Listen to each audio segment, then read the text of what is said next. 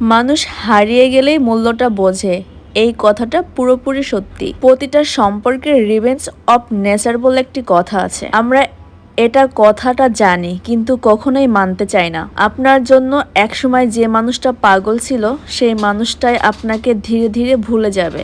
কারণ প্রকৃতির সমতা পছন্দ করে, নিজেকে ঢেলে যে ভালোবাসতে জানে তাকে সম্পর্কে থাকা অবস্থায় মূল্যায়ন করলে আপনার হয়তোবা তাকে হারানো হতো না।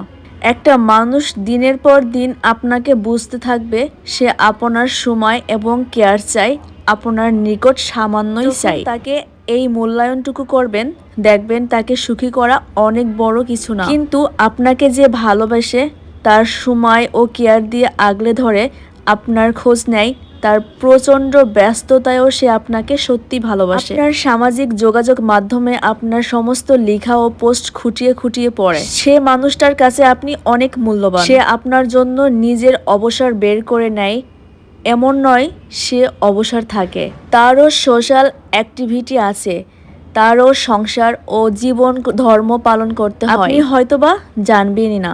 তার জন্য কেউ না কেউ এইভাবে অপেক্ষমান।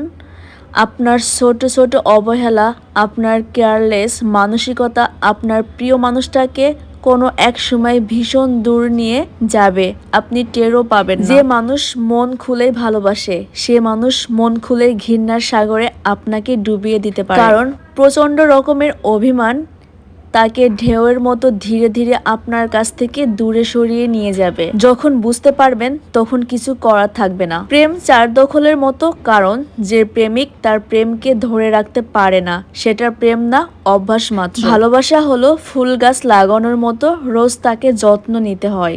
সামান্য অবহেলা অযত্নে যেটা মরে যেতে পারে, যখন আপনার প্রিয় মানুষটা আর তার প্রিয় মানুষের জায়গাটা দিবে না, তখন টের পাবেন কতটা ভালোবেসে আপনার জন্য অপেক্ষায় ছিল। আসলে আমরা এই কথাগুলো তখনই বুঝতে পারি যখন সম্পর্কের ম্যাজিকটা চলে যায়।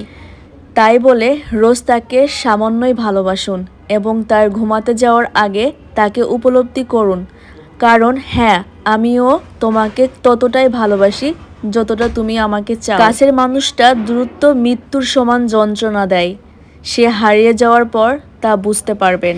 জানি না আমার কথাগুলো আপনাদের কেমন লাগে। যদি ভালো লেগে থাকে তাহলে কমেন্টে জানাবেন। আরও নতুন নতুন ভিডিও নিয়ে আপনাদের মাঝে আসবো। যদি ভালো লেগে থাকে আমার পেজটা ফলোতে রাখবেন, সাবস্ক্রাইব করে পাশে থাকবেন। সবাইকে ধন্যবাদ জানিয়ে শেষ করছি। আল্লাহ হাফেজ।